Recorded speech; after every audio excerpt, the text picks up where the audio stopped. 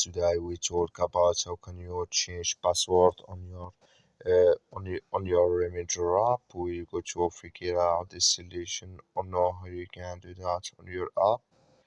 So you just follow this ways, then it's going to work with you. So all you have to do, so you just go above this sign here, you click on it. So then it's going to show for you a list like this here. Then all you have to do, you just go above this sign, click on it here. So when you just click on it, it's going to take you to this list here.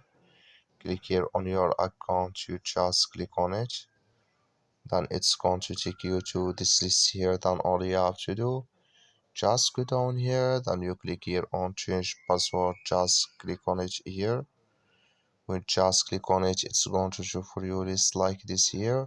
Add here new password, then here your retrieve password here, click on save, then it's going to save with you. That's all you have to do. Thank you for watching. Don't forget to support us by liking, subscribe.